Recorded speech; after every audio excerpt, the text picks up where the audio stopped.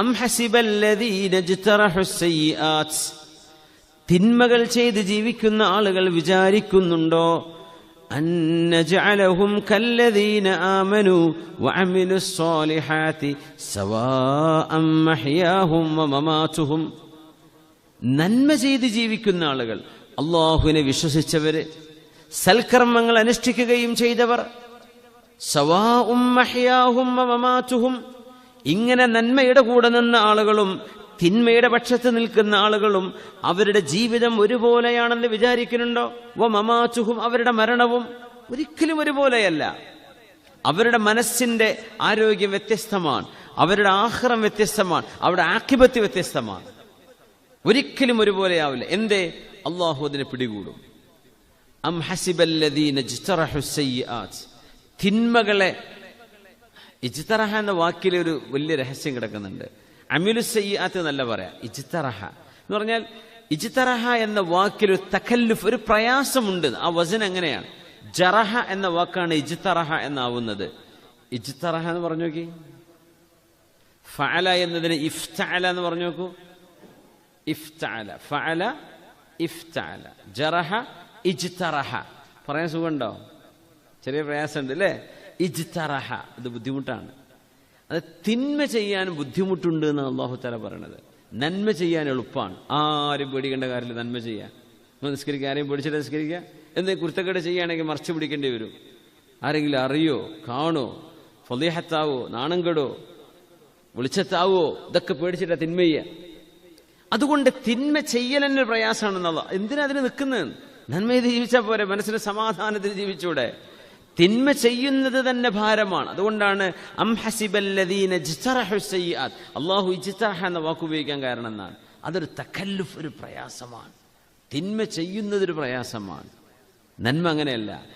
അതുകൊണ്ട് തിന്മ ചെയ്യുന്ന ആളുകൾ വിചാരിക്കുന്നുണ്ടോ അന്നജഅലഹും കല്ലദീന ആമനു, അവരെ നാം വിശ്വസിച്ച ആളുകളെപ്പോലെയാണ് അവരോട് പെരുമാറുകയെന്ന് അവർ വിചാരിക്കുന്നുണ്ടോ? നിസ്കരിക്കാത്ത ആൾക്കാർ, അവരും നിസ്കരിക്കുന്നവർ ഒരുപോലെയാണോ? വഅമിലുസ്സാലിഹാത്ത്, സൽക്കർമ്മങ്ങൾ അനുഷ്ഠിക്കുകയും ചെയ്യുന്നവര്, സവാഅം മഹ്യാഹും വമമാതുഹും, അവരുടെ ജീവിതവും മരണവും ഒരുപോലെയാണ് എന്നവർ വിചാരിക്കുന്നുണ്ടോ? സാഅ മാ യഹ്കുമൂൻ, അവർ വിധി പറയുന്നത് എത്ര മോശമാണ്. ഒരിക്കലും ഒരുപോലെയല്ല.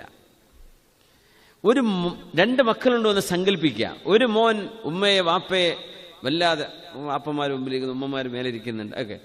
നിങ്ങൾ പ്രായം ചെന്നൊരു ഉപ്പയാണ്. നിങ്ങളുടെ മക്കളിൽ ഒരാൾ നിങ്ങളെ നന്നായി സ്നേഹിക്കുന്ന ആളാണ്, നിങ്ങളുടെ മനസ്സിനുള്ളിൽ നിന്നറിയാം.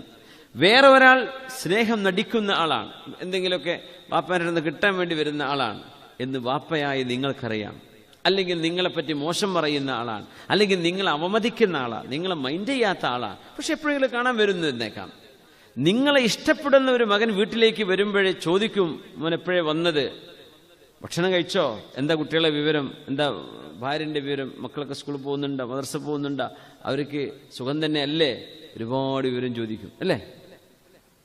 നേരെ മറിച്ച് മറ്റേ മോനാ വരുന്നതെങ്കിലോ ആ മുഖത്തൊരു വിഷമം, അധികം ചോദ്യമൊന്നും ഉണ്ടാവില്ല. എന്തേ വെള്ളം കുടിച്ചോ, അത്ര തന്നെ, വേറൊന്നും ചോദ്യമില്ല. എന്തേ? രണ്ടുപേരുടെയും മനസ്സ് നിങ്ങൾക്കറിയാം.